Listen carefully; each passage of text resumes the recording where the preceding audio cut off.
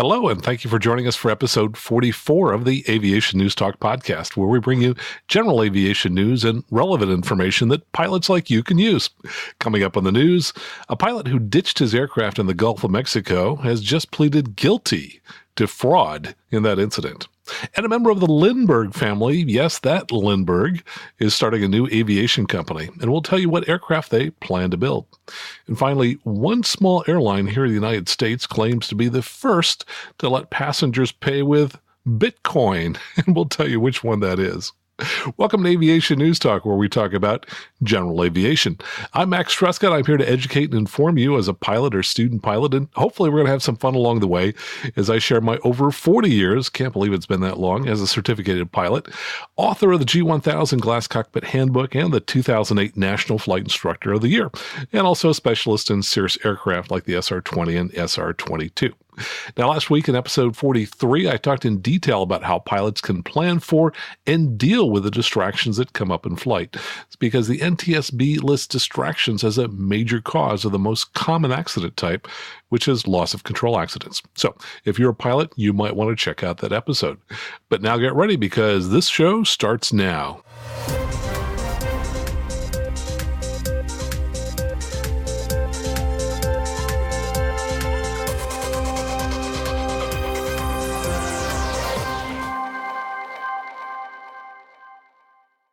From Flying Magazine, a plea deal has brought a swift conclusion to the legal case against Theodore Wright III and three of his accomplices. They were charged in July with a massive insurance fraud scheme involving airplanes, a $100,000 sports car, and a luxury boat. Oh, by the way, this is the guy who ditched his Baron in the Gulf of Mexico back in 2012, and during that, he filmed on his iPad being rescued as he's floating in the water by a Coast Guard helicopter. He later gave a really great story about all the smoke in the cockpit and the harrowing ditching in an interview on the Today Show. Well, he received an $85,000 insurance payment for that plane, which was more than twice what he paid for it. Similar schemes involved a Citation business jet that was set on fire, a Lamborghini that Wright crashed into a water-filled ditch, and the intentional sinking of a sailboat at a marina in Hawaii, according to authorities. Now, Wright had become a minor Facebook and Instagram celebrity for the videos and photos portraying him living a lavish aviation-infused lifestyle. He now faces, however, 40 years in federal prison.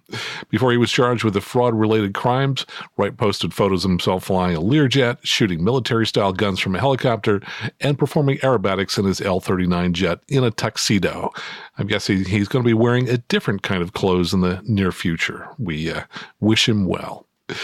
From aeronews.net comes this story that Erik Lindbergh, grandson of the famed aviators Charles and Anne Morrow Lindbergh, has announced the formation of Verd-Go Aero. I'm going to have to spell that for you. It's V-E-R-D, which is French for the color green, Go, G-O. So Verd-Go Aero, an innovative new aerospace company with a mission to provide the upcoming multi-billion-dollar urban transportation market with a safe, clean, and quiet hybrid electrical vertical takeoff and landing, or eVTOL aircraft that can fly piloted or autonomously. The new company will have Lindbergh as the president, and they've established their headquarters at the Embry-Riddle Aeronautical University Micaplex Incubator in Daytona, Florida. Of course, incubators tend to be places that are set up to help startup companies get up and running. I'm sure you all know that back in 1927, Charles Lindbergh flew from New York to Paris. Well, 90 years later, his grandson is trying to make air travel as easy and safe for short trips as it is for long journeys. He says, "Our global economy has been stuck in a traffic jam for decades, but the technology is here to make the dream of flying car transportation a reality." He says you'll use your smartphone to book your personal air taxi, and your trip to a vertiport across town will take minutes instead of hours. They say that Verd-Go Aero's aircraft design uses advanced hybrid electric propulsion technology along with a full flight envelope safety system for the safest, quietest, and most efficient aircraft possible. And just last night, I drove myself up to San Francisco, which is 45 minutes with no traffic, but at least twice that in traffic, to attend a San Francisco podcasters meeting. And I was thinking as I was going up there, next time I should take a Lyft and let them do the driving or Uber. But, some kind of vertical takeoff would be a fun, efficient way to get up there in the future. So I hope they're successful. From the Washington Post, the NTSB investigates a Delta plane that nearly landed on a taxiway. Can't believe these happen again and again. But federal investigators saying they're probing an incident in which a Delta Airlines plane nearly landed on a taxiway that was occupied by another plane at Hartsfield-Jackson International Airport in Atlanta. Now, if this sounds familiar, you may recall we had a similar incident in San Francisco with an Air Canada jet this summer. The NTSB says they opened an investigation into this November 29th incident, which is funny because I haven't heard anything about it until just now. Delta Flight 2196 had been cleared to land, initially lined up with a runway, but then veered left and lined up with a taxiway where another plane was waiting. The Boeing 737 descended to about 100 feet off the ground before aborting the landing and circling back for another try. The board says that despite the low altitude, the Delta plane didn't fly over top the plane on the taxiway. And I include this story even though it's not a general aviation story because I think it's a cautionary tale. We all know that Harrison Ford landed on a taxiway recently. This is an easy mistake for any pilot to make. So you definitely want to be aware anytime you're flying into especially an unfamiliar airport that you know exactly where it is you're going to be landing. From AOPA.org comes this word that medical reform is going global. Australia, which is where we have the most listeners to this show outside the United States, they say is the latest country to adopt new medical qualifications and allow GA pilots to visit a general practitioner, similar here to the United States Basic Med. The Civil Aviation Safety Authority, or CASA, announced that the Basic Class 2 medical would apply to piston aircraft with up to 5 non-paying passengers during daytime VFR. The medical will be valid for a maximum of 5 years for pilots under 40 years old and a maximum of 2 years for pilots over 40. As part of the new rules, pilots conducting flight training and aerial agricultural flights can hold a Class 2 medical instead of operating under the same rules as commercial airliners with a Class 1 medical. So Australia's Basic Class 2 medical comes just 6 months after Basic Med went live here in the U.S., and already we have 25,000 pilots who are flying under that program. Apparently, after seeing such success in the U.S., AOPA and AOP Australia teamed up and sent a joint letter to CASA CEO Shane Carmody, urging the organization to undertake reforms similar to Basic Med to help reduce costs and streamline the medical process for GA pilots. And just last year, the United Kingdom took similar steps to review medical regulations, and as a result, pilots in that country are now able to self-certify their fitness to fly. For many pilots, the medical requirements and red tape have contributed to a decline in the pilot population. According to AOP Australia, GA pilot numbers have fallen by nearly 34% in the past decade, but CASA expects thousands of pilots to take advantage of the new medical certification when implemented in 2018. AOPA says they're continuing to work with aviation authorities in Canada and Mexico to recognize Basic Med. From General Aviation News, here's a NTSB report that I thought would be of interest. An ash spreading ceremony goes awry. The pilot was participating in an ash spreading ceremony, obviously as part of a funeral, and planned to do a low pass over the runway at the airport in Reidsville, North Carolina. The Aronca 7BCM approached about 50 feet above the ground and at 70 knots. The pilot reported that the bag containing the ashes began to break, and he momentarily let go of the flight controls. Subsequently, the airplane descended, hit the runway, and bounced back into the air.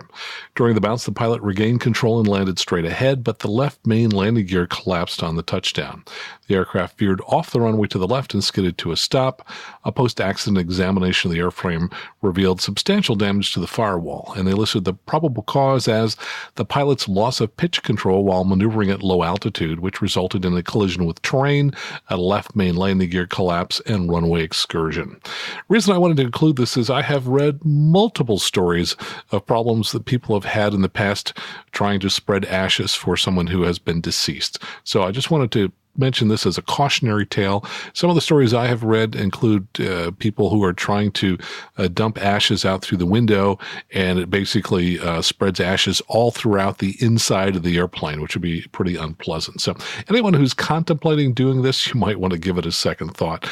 I know there are some companies that specialize in this, so you might want to hire somebody who knows what they're doing. From avweb.com comes this story that the FAA is telling people to keep their laser decorations away from airports. And we've got a second laser story coming up after this. This story says it's now an annual tradition, the FAA reaching out to holiday decorators, especially those who live near airports, asking them to consider pilots when installing laser lights outside.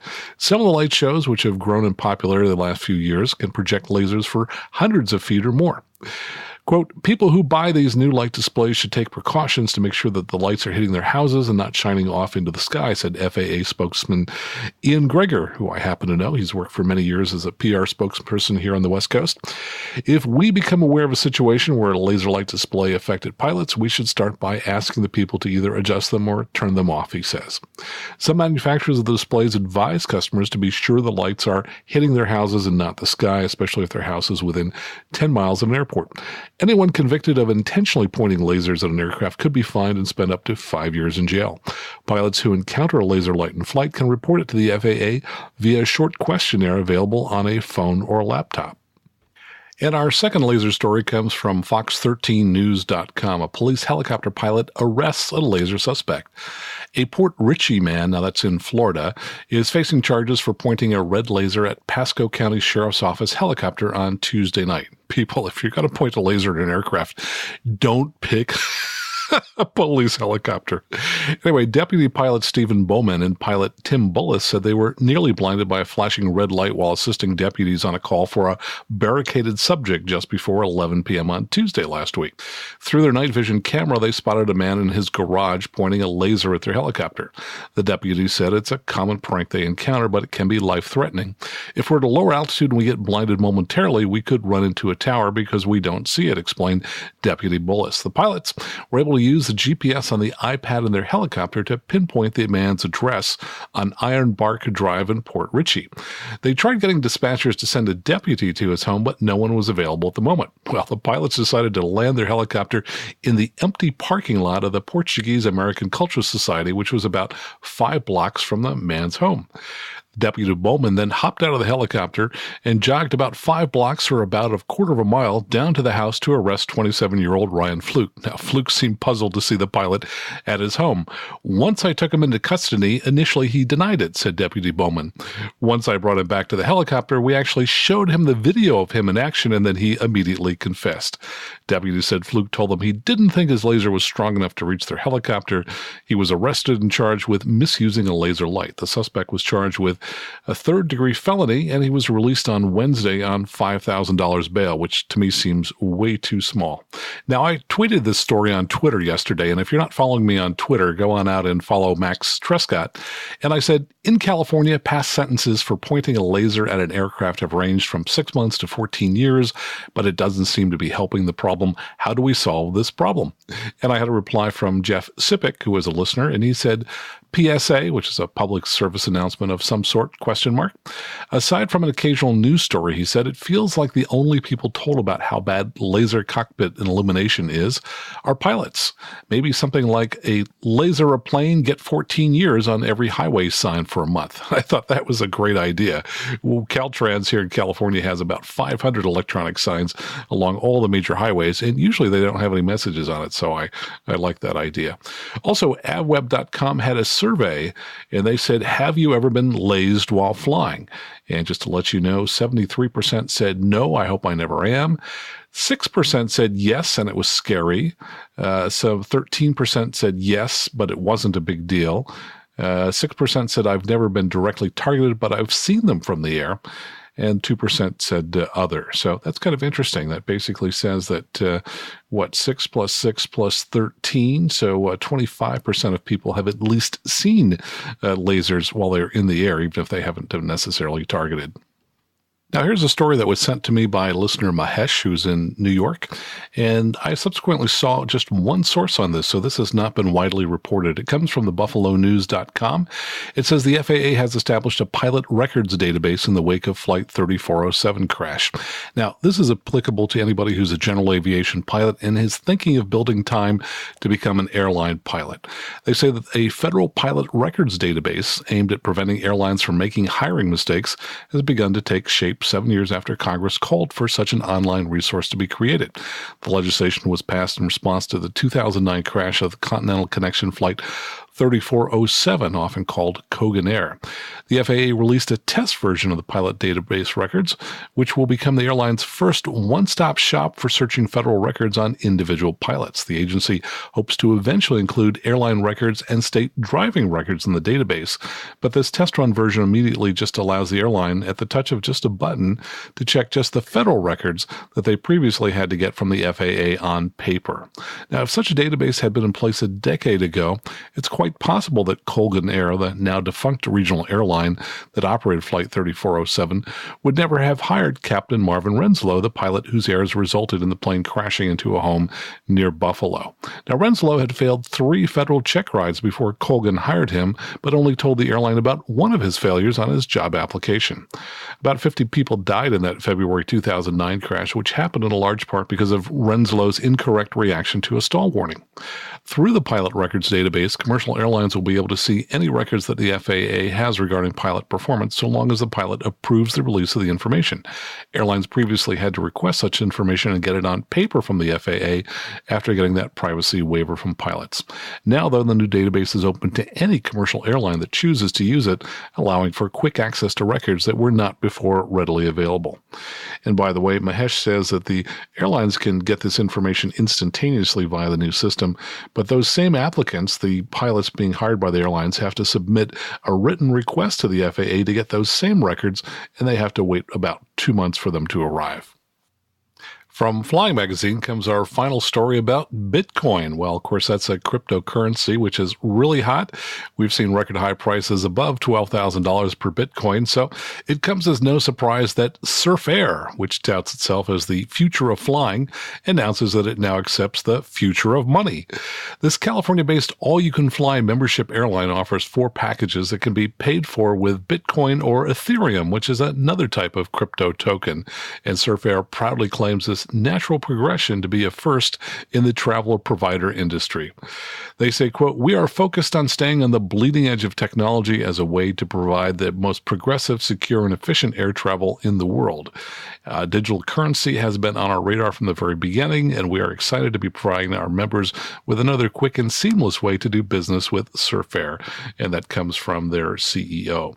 Surf Air's flight sharing model was created to, quote, "provide an economical and efficient solution to the increasingly chaotic air travel experience by streamlining booking and using private airports to allow travelers to bypass hectic check-ins and TSA lines in favor of driving right up to the terminal for a comfortable personal experience." And my recollection is they charge around $1,800 per month, and then you can fly as much as you want among the roughly dozen cities here in California and I think Nevada that they now serve. By the way, we interviewed their former CEO, Jeff Potter, about Surf Air on the Airplane Geeks back on episode 368. I'll include a link to that in the show notes if you're interested in hearing more about Surf Air. Well, that's the news for this week. Coming up, details on my flight last week in a Cirrus from California to Miami, Florida. It was a 5-day trip. Plus, listener questions. A listener in Europe wonders why ATC in the U.S. can clear an aircraft to land when there's another aircraft on the runway. And another listener asks about when he has to fly a procedure turn when there's a hold depicted at the IF or intermediate fix. Stick around because we'll be back with answers to those questions and more right here on the Aviation News Talk podcast.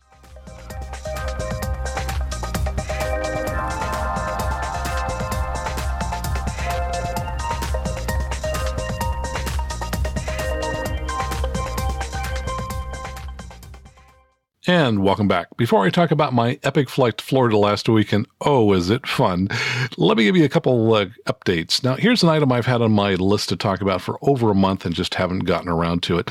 And that was a takeoff accident that occurred at the San Carlos Airport here in California, very close to where I teach in Palo Alto. And essentially a brand new Cirrus SR22 2017 model went through the fence and onto the frontage road and was essentially destroyed in a takeoff accident. Fortunately, the pilot and the passenger walked away from the crash, and it's going to be a long time until we get the NTSB report, and I don't know the pilot, but I did talk with a couple of people who had spoken with the pilot that night, and both of them said that he didn't set the flaps to the takeoff position before takeoff. When he went to rotate, that things didn't feel quite right, so he aborted the takeoff.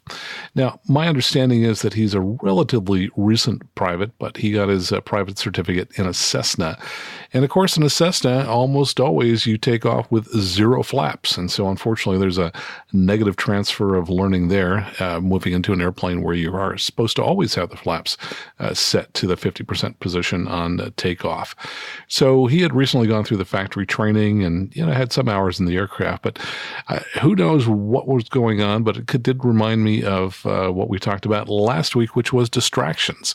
Somewhere along the line, something in the checklist didn't get done. So we did talk last week about how if you get interrupted during your checklist, you always want to go back a couple of steps just to make sure that you don't miss anything.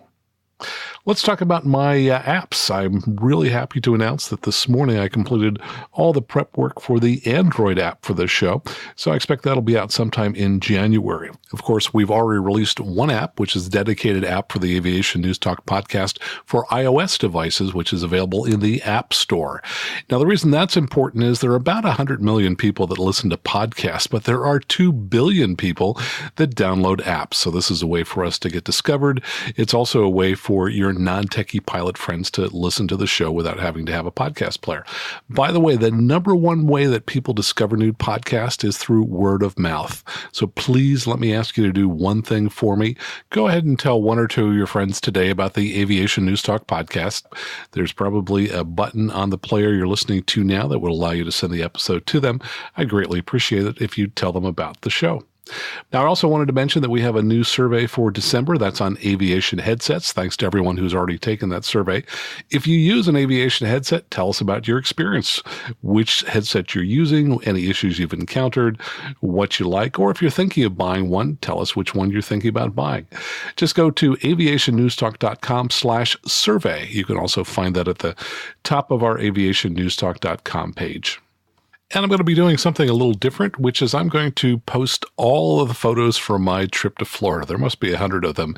It might be a day or so after you get this episode before they go out, but they're going to be available both through a link on the show notes here, so you can just tap the artwork to find those, or you can go to our Patreon page at aviationnewstalk.com/awesome, because we have so many awesome supporters. In fact, we've got 73 Patreons who donate each month via credit card, and I'd like to thank 2 new supporters who are Jim Thames and Andrew at Hopscotch Air. Now, if you haven't heard of Hopscotch Air, they are back on the East Coast, and they currently have 5 Cirruses, and they have a charter business to fly people back and forth around various destinations. So I want to thank both of our new sponsors, and if you've thought about becoming a sponsor, boy, December would be a great time to actually go out and do something about it. Just go out to aviationnewstalk.com/awesome, and you can make a contribution of as little as $2 a month, and that'll be billed to your credit card each month. And while you're out there on the site, check out the many general aviation stories I post, as well as the photos.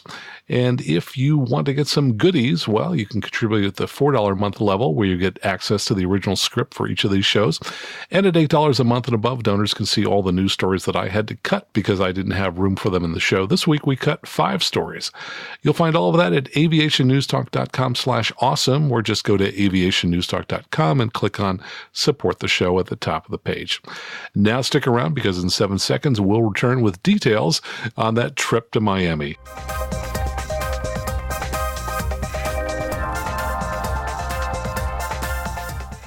And welcome back. Let's talk about Max and Carlos's great adventure. Now, Carlos was the purchaser of a 2010 SR22 Perspective with Fiki, which is flight into known icing capability. It's a normally aspirated aircraft, so it's not turbocharged.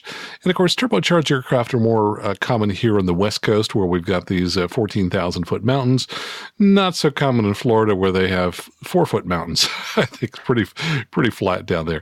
Now, I did ask him why he bought an aircraft with Fiki, because I didn't think there'd be that much icing in Florida. And he mentioned that the supply of aircraft right now is relatively small, and while he didn't necessarily want Fiki, there just weren't a lot of choices out there, so he bought an aircraft that he could find. So I think, by the way, the reason there might be so few aircraft out there is that the production of new Cirruses has been pushed way out. So orders taken now in December won't deliver probably until August of next year. So I think people are starting to look at used aircraft as an alternative to buying new. Now, the reason I got involved is I know the seller of the aircraft. In fact, he and I brought this aircraft back from Connecticut probably about 4, maybe 5 years ago. And so this is the second time I've taken the same aircraft all the way across the country, but in opposite directions. So I was asked to initially test fly the aircraft because it was having a pre-purchase inspection done at the Reed Hillview Airport in San Jose.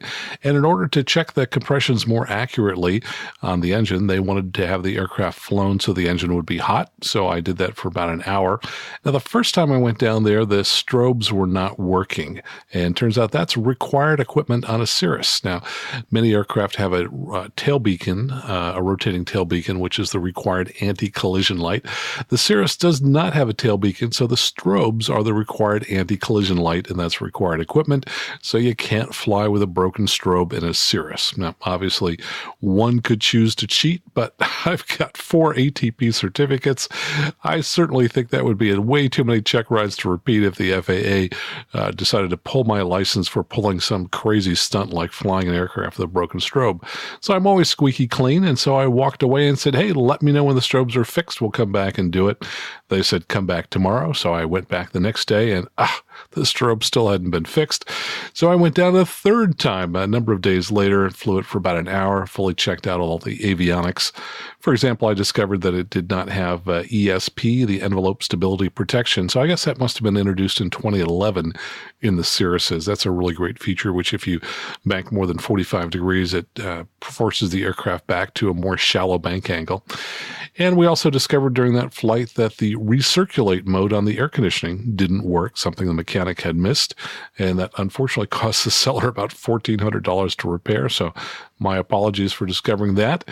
Anyway, the sale closed, and then the buyer asked me if I would bring the aircraft from San Jose down to Santa Monica, where he was planning to fly in from Miami.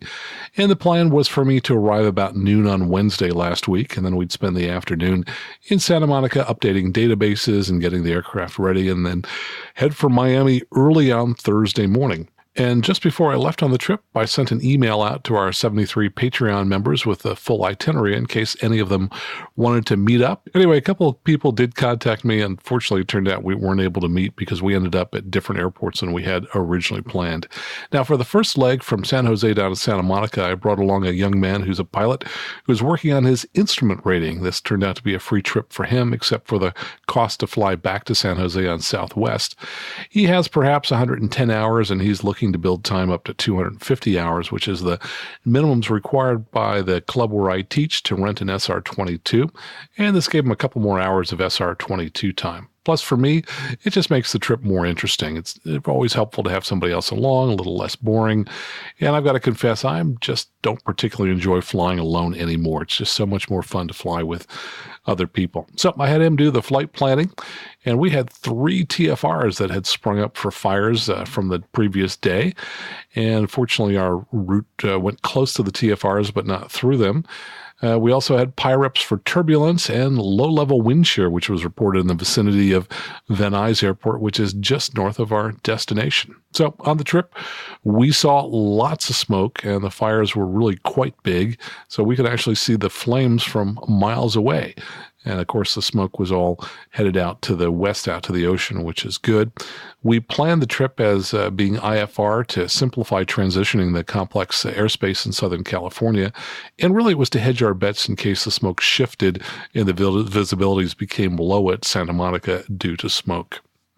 So ATC was slow to get us down from our cruise altitude, so they offered a delay vector, which we took, but it still left us too high. So we called the tower when we got there, asked for a 360, and they said, nah, but we'll let you do S-turns if you'd like. Well, even that wasn't enough.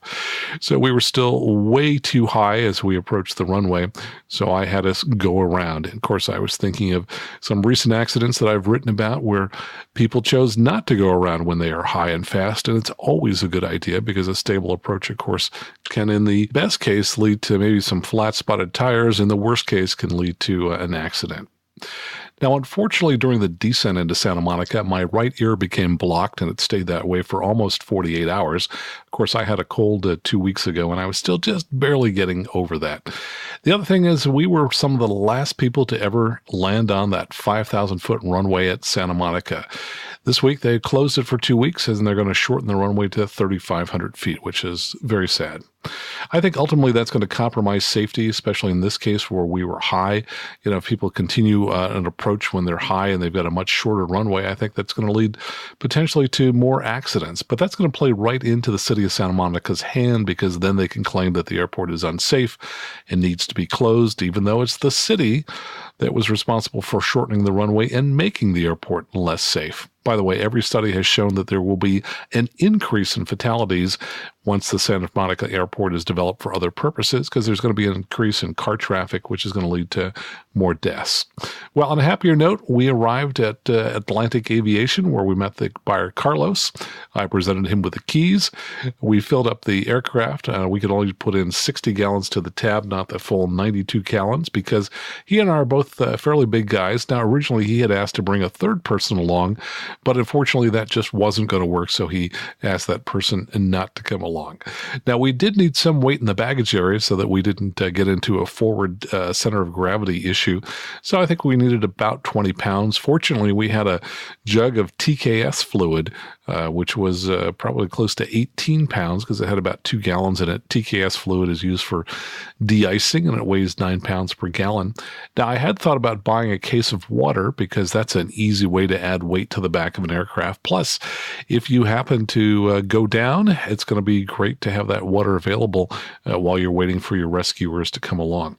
And I think water is a better option than what I see some pilots do, which is buying 25 pounds of lead shot and putting it in the back. I see that commonly in Columbia 400s, now the Cessna 240, because people who fly that alone often find they need some weight in the tail to have a proper center of gravity. But water, I think, is a better option because, frankly, you can't use the lead shot if you end up with an off-airport landing and have to wait for a while. Now, we were about 10 miles away from the closest fire to Santa Monica. And as we were fueling it up, I noticed that there was ash falling on us. You could actually see little bits of white stuff coming down, and that meant we were breathing it. So we decided we're going to get out of there immediately rather than stay overnight when things might get worse the following day, which was fortunate because they did have turbulence the following day. We took off and we had 40-knot headwinds, but fortunately no turbulence as we crossed the mountains in the vicinity of Palm Springs. We then landed in the dark at Tucson. We flew an instrument approach, and we landed at the large international airport. Now, the reason we flew the instrument approach is there are all kinds of night illusions, some of which we've talked about and some of which we'll talk about in the future, which make it difficult to make a long straight-in landing successfully to an airport unless you have either a visual guidance or electronic glide slope.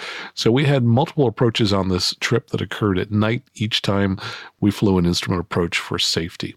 Now, I had suggested that we might have wanted to fly further north in Arizona to Prescott because Prescott is actually several thousand feet higher than Tucson, which means less time to descend, less time to climb, less fuel to burn. And when you're burning about 30 gallons an hour on the climb, that makes a big difference. Well, that night in Tucson, we were taking an Uber out to a seafood restaurant, but as we were en route, we passed an In-N-Out Burger. And Carlos mentioned that he used to eat at In-N-Out Burger when he lived in Scottsdale, Arizona, but that had been many years before, so we had the driver do a U-turn, and we ate at In-N-Out Burger that first night. Make sure you get the fries. That's one of their specialties. Back at the hotel, we spent probably an hour analyzing the weather, actually both before and after our dinner, and there were two problems. One, there was snow and ice along southern New Mexico, and there was a storm that was slowly moving through Florida. So we decided the best option was to spend an extra day in Tucson right there. That would help us avoid the snow and ice in New Mexico and give that storm another day to move through Florida.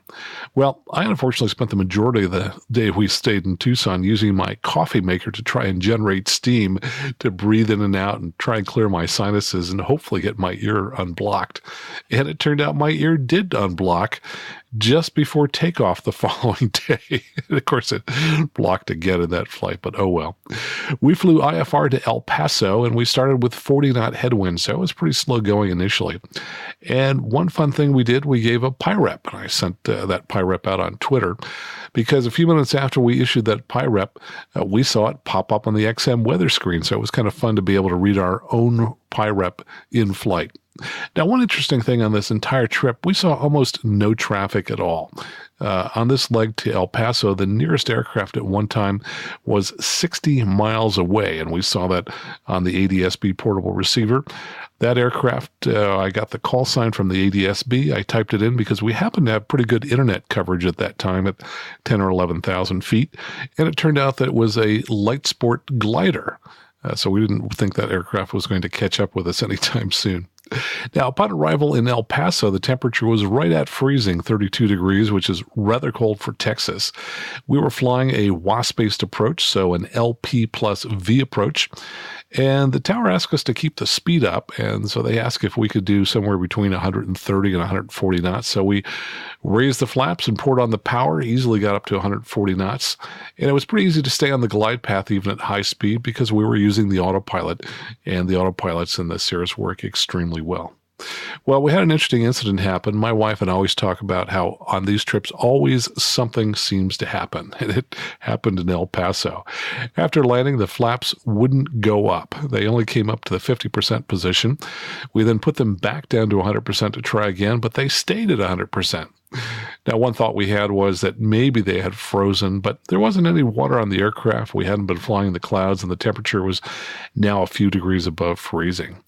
We got to Atlantic Aviation. They offered to have their mechanic look at it, and I suggested to Carlos that instead we first check to see if there was a Cirrus service center on the field, and indeed there was, El Paso Aero. So it always pays to find an expert. Their mechanic probably was not going to be familiar with the relays that are used in the Cirrus to operate the flaps, and that, by the way, is what I told Carlos I thought the problem was going to be a relay that needed to be replaced. Turned out that was the case. So El Paso Aero brought a tug over and towed the aircraft over to their shop. We stayed at Atlantic since it was very comfortable there, and we ate the lunch that we had purchased and brought with us the night before.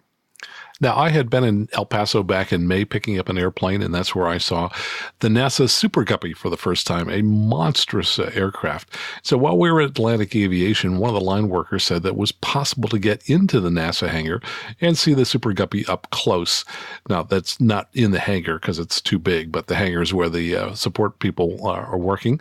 Anyway, a fellow named Joe gave us a ride around the ramp in the Atlantic Aviation car, and we went up really close to the SuperGuppy, drove around it, took lots of pictures, but it turns out that NASA closes at noon on Friday, so their hangar was closed. There was nobody to talk to, but we had a lot of fun seeing the SuperGuppy up close anyway.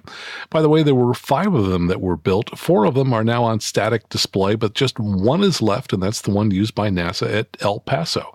Now, Joe told me that it used to be based at Houston, but NASA decided to move it to El Paso as it was going to be less humid there and hence less corrosion. But immediately after it arrived in El Paso, it rained for 2 weeks straight. Well, the second version that was built was known as the SuperGuppy Turbine, or SGT, and that's the one that NASA currently has. Unlike previous Guppies, the main portion of this fuselage is constructed from scratch, and Aerospace Lines was able to widen the floor of the cargo compartment so that it's, it's 111 feet long, and I read 25 feet wide. So that's a huge amount of cargo area. Overall, they can carry a maximum of 52,000 pounds, and the SGC has the cockpit wingtails and main landing gear of the Boeing 377 and the nose gear that was taken from the Boeing 707 that can rotate 180 degrees.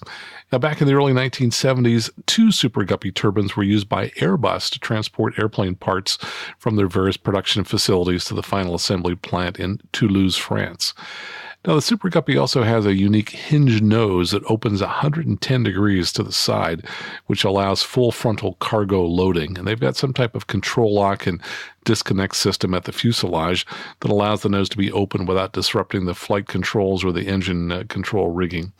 And here in the U.S., the SuperGuppy was used back in the 1960s to carry parts for the Saturn V rocket from California to Florida. Their other option that NASA had was to ship rocket stages through the Panama Canal, which would have taken weeks or months longer. As I mentioned before, 52,000 pounds as the max payload. It can cruise at 560 miles an hour, and the maximum range is about 2,000 miles. Now, our driver Joe said that from one particular angle, he thought that the SuperGuppy looked like an alien, and sure enough, he was right. So check out all the photos we took of the SuperGuppy as well as for the entire trip. Just type into a web browser aviationnewstalk.com/awesome, or click on the show notes that you can find by touching on the artwork of your podcast player.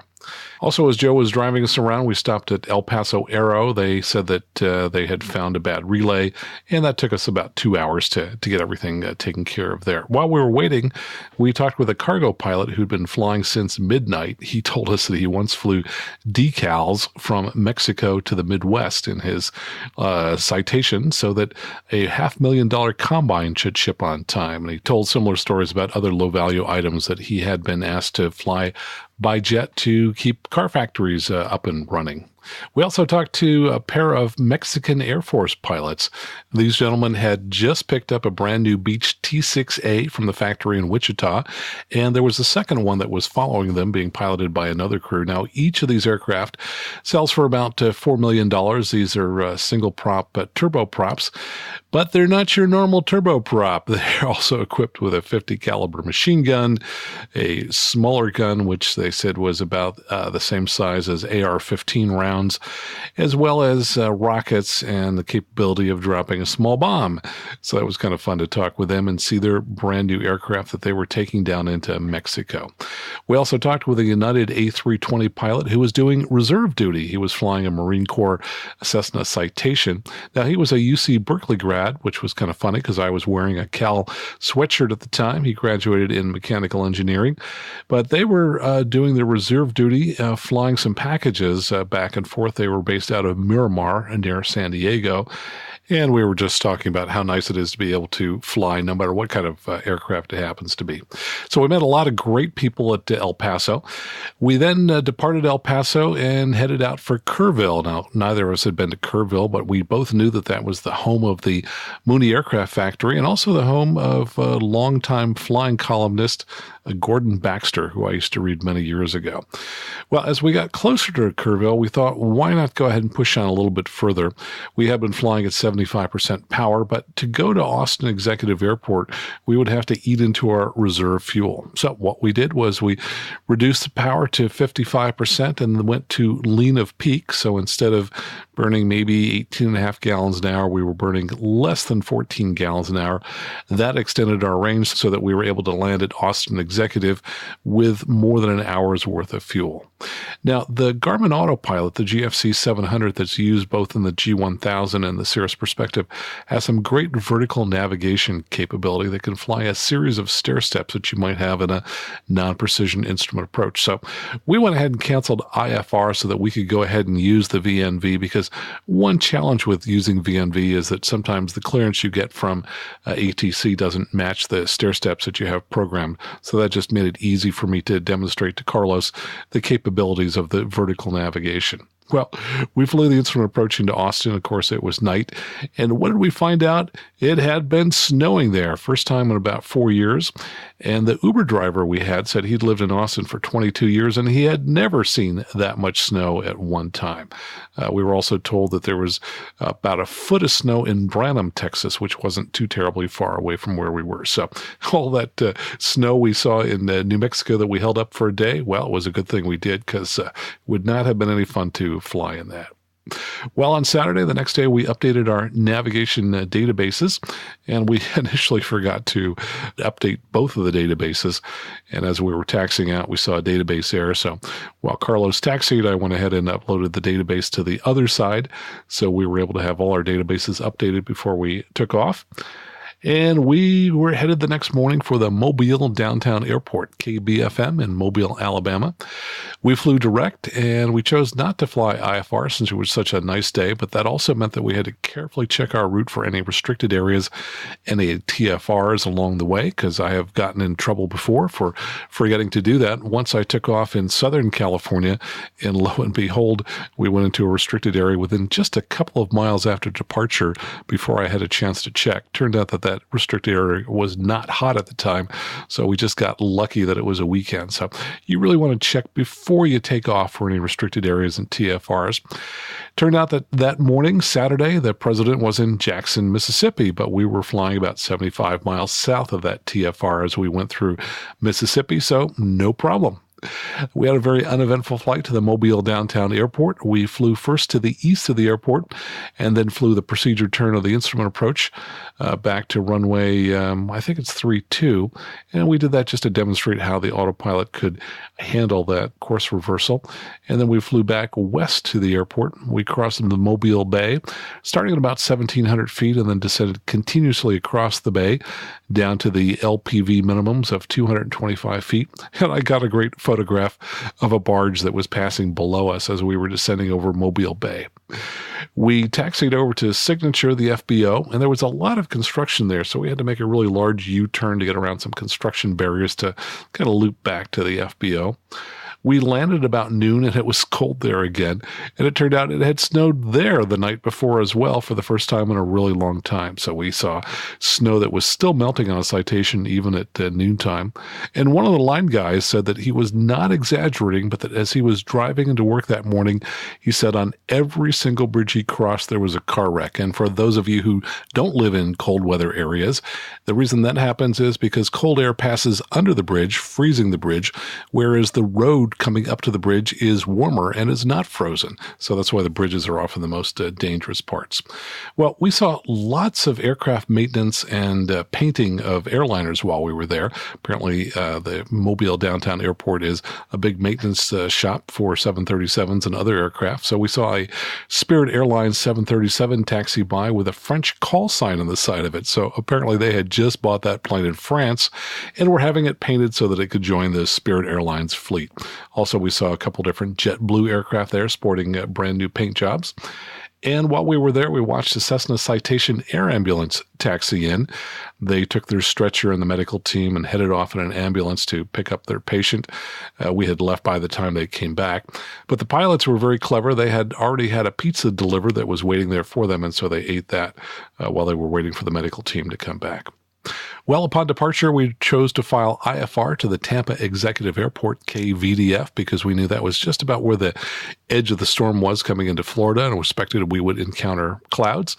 And I got a nice shot of the Mobile downtown area as we departed. And I showed that picture, by the way, to our hotel clerk that night in Tampa after she mentioned that she was from Mobile and she asked me to text it to her, which I did.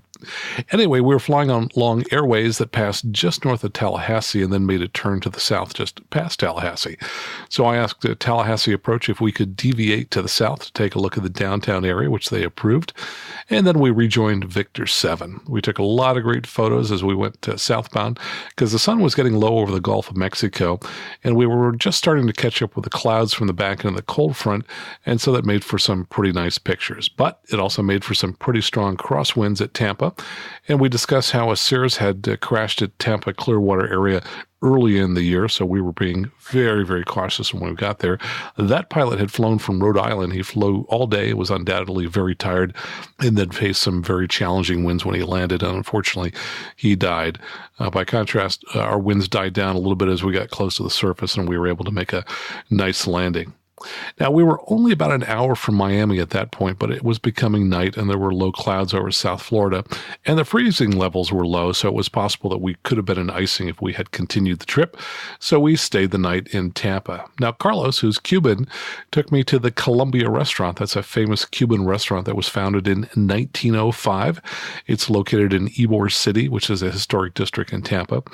And I had a combination plate so I could try all different kinds of Cuban food. Carlos describes their food as spicy but not hot, which is certainly my favorite combination, so that was very enjoyable. And the next morning, we took off in clear skies for Miami Executive Airport, KTMB.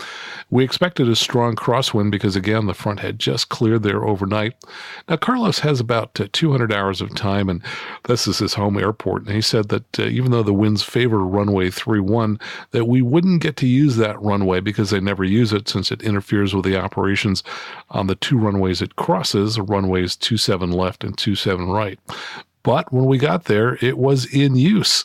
So I mentioned this on Twitter, and another local pilot said that he too had never seen runway 31 in use at Miami Executive Airport. We were vectored on a very long downwind to follow a Cessna Caravan, so I used this as an opportunity to demonstrate the runway extensions feature of the G1000 and the perspective.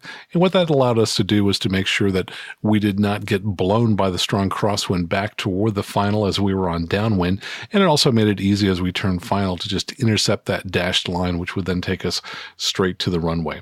So the landing was uneventful, which was great. When we taxied up to IFC, where he has a hangar, his large family was waiting there for us with a sign. I'd never seen quite the welcome like this before on a trip, but it was really fabulous.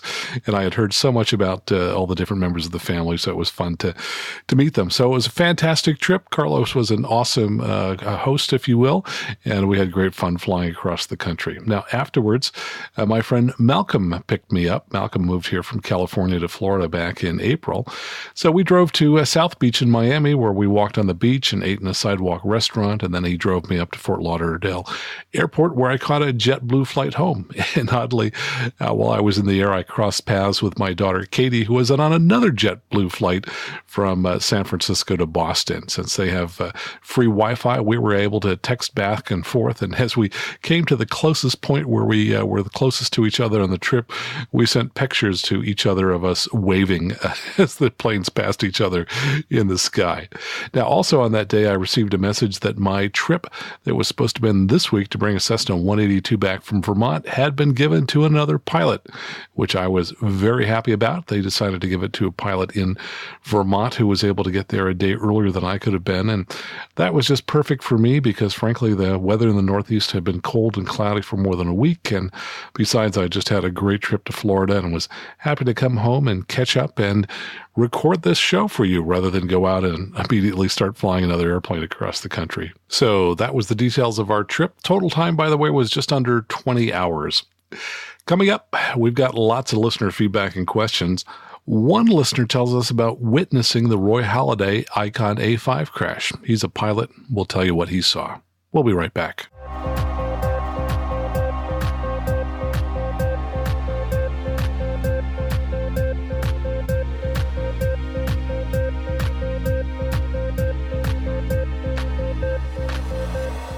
And we'll get to listener feedback and questions in just a moment. But first, a quick thank you to everyone who left reviews in the last week.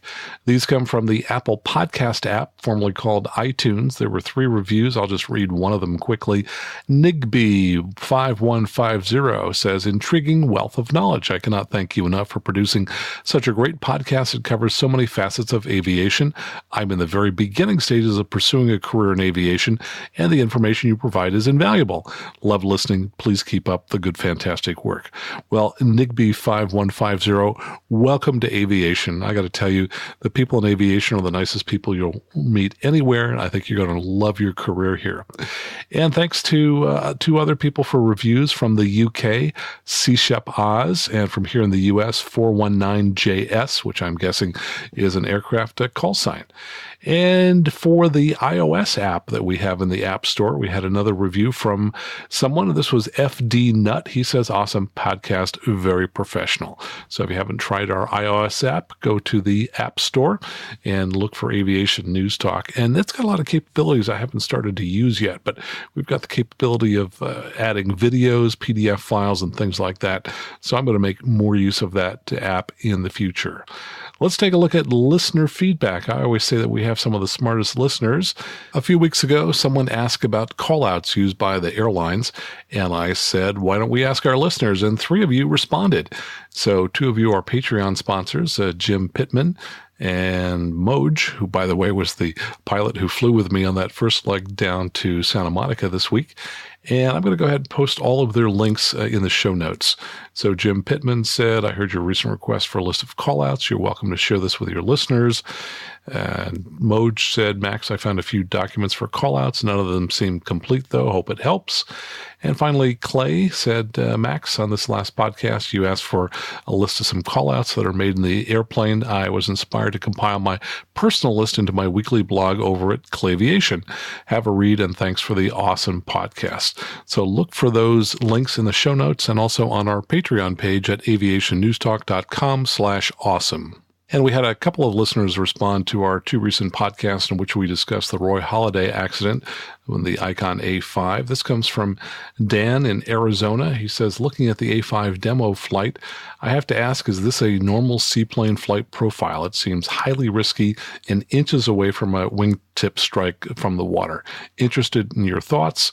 For a factory demo, this seems unusual. And I wrote back to him and I said, yes, the kind of aggressive low-altitude maneuvering Icon promotes in their videos is foreign to all seaplane training that I'm familiar with. And I just found today a note on Facebook that was sent to me actually almost a month ago, and I missed it because it was in a different section there. But Jimmy writes via Facebook, he says, Hi, Max. I happened to witness the accident, and being a pilot myself with a little over 1,100 hours, I can tell you this accident was 100% preventable.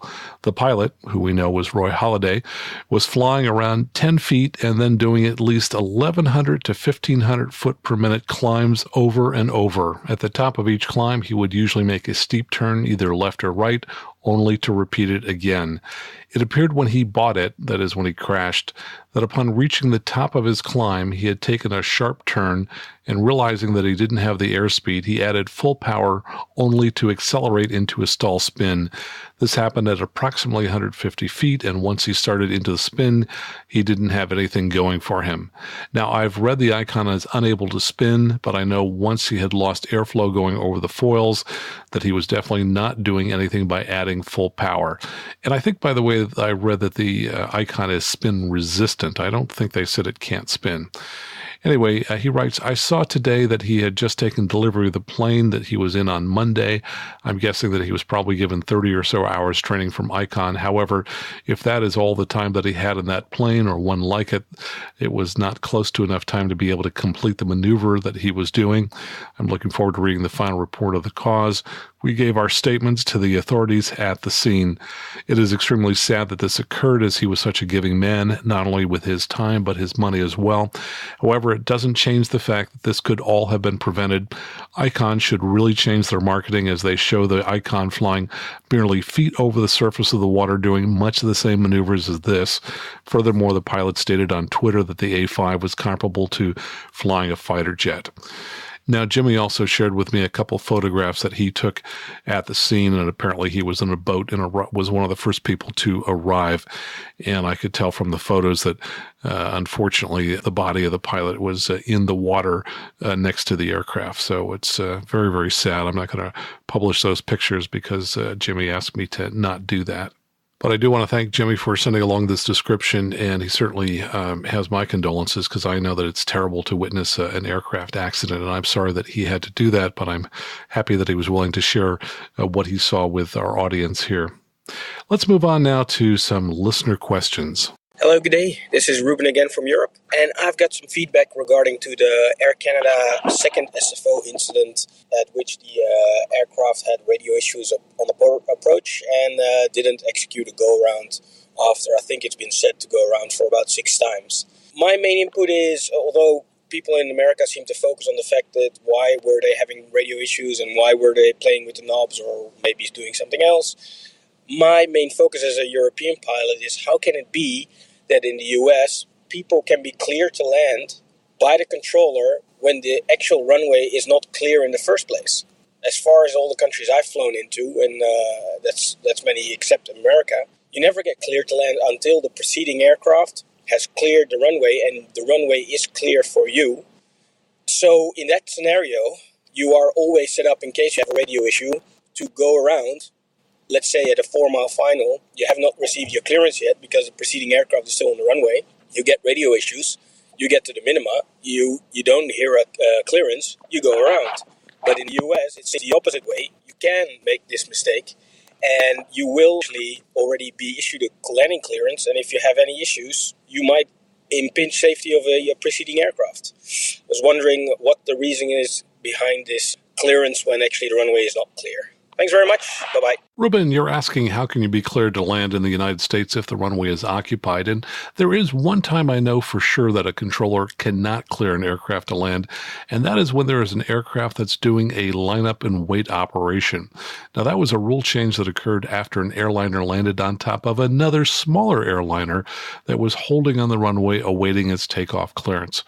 But these days, if a plane has been cleared to land and the controller subsequently issues a lineup and wait instruction, the controller must first cancel the landing clearance that he already issued for the landing aircraft before issuing a lineup and wait instruction. Now, there's another change that happened at about the same time, and that is that aircraft are now often instructed to continue. And continue means just continue flying a normal traffic pattern, and then when the rules permit the controller to issue a landing clearance, he or she will go ahead and clear that aircraft to land. Now, San Francisco is kind of unique. They have two sets of parallel runways that intersect with each other, and generally aircraft land on runways 28 left and 28 right, while simultaneously runways 1 left and 1 right are used for departing aircraft. So as two aircraft landing on 28 left and 28 right roll through the intersection, the aircraft lined up on runways 1 left and 1 right will be cleared for an immediate takeoff. Now, these aircraft then have to make it through the intersection before aircraft can then land again on runways 28 left and 28 right. My guess is that when the San Francisco controller cleared the Air Canada jet to land on one of the runway 28s, the intersection was clear, but then subsequently something changed. For example, maybe one of the departing aircraft on runway 1 left or 1 right was very slow to start a takeoff roll, and the controller didn't think it was going to be clear of the intersection in time, so perhaps that's why the controller ordered the Air Canada jet to go around. Of course, in this case, the Air Canada jet missed that go-around instruction 6 times and went on to land on the runway. But we won't know the full story until the NTSB final report comes out. And our second question comes from Sean. He says, "Hello, Max. I have a dumb question." Sean, no such thing as dumb questions. "Regarding the RNAV approaches that depict a course reversal, as most or all do. As an example, the RNAV 16 at KDWA, which is the Yolo County Airport in Northern California." He says, "Unless you are approaching gear from Halladay or ILA, you are required to do a course reversal, because the lines coming from those fixes say no procedure turn." He says, "Unless I set things up wrong, the Garmin 430 and 530 do not give me an option for the course reversal when I loaded the approach."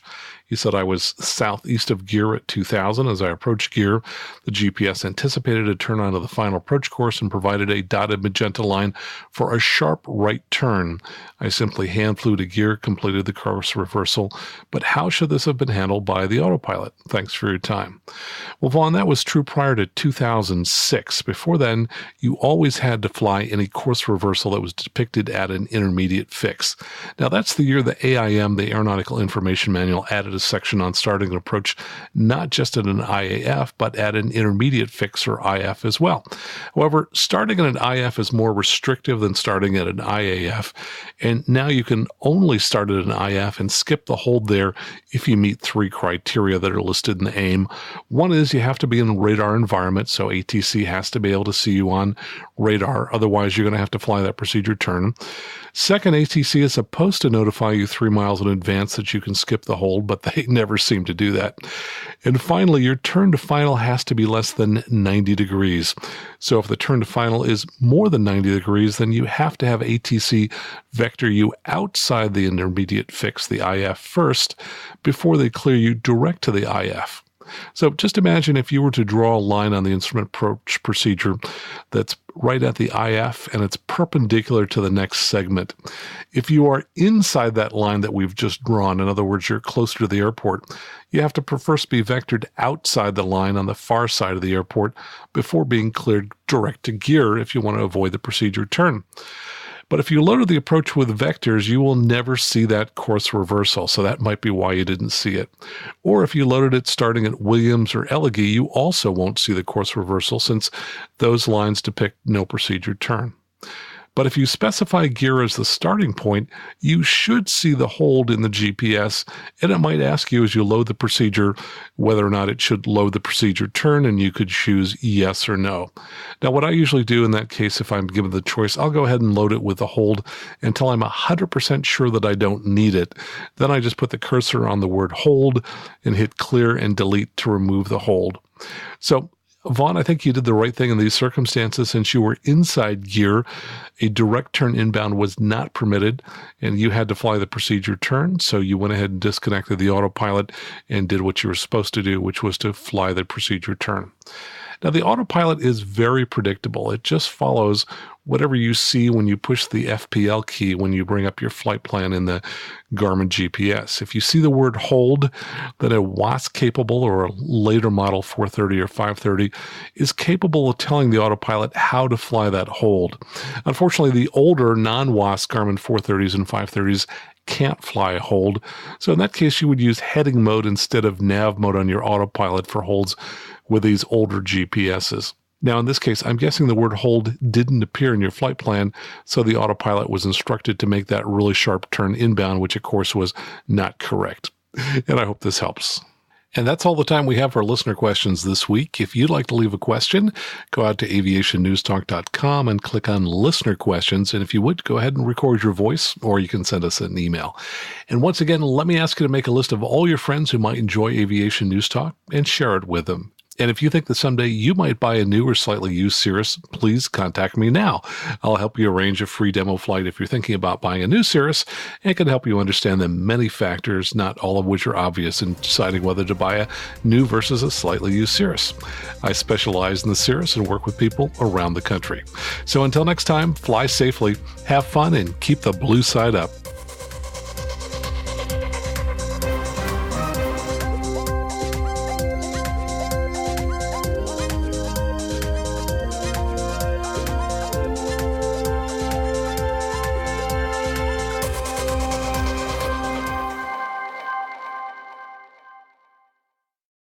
Five blocks from the man's home. The pilots... Where the heck did the rest of my story go? And welcome back. Hey, before I talk about my epic adventure to Florida, it was fun, by the way, let me give you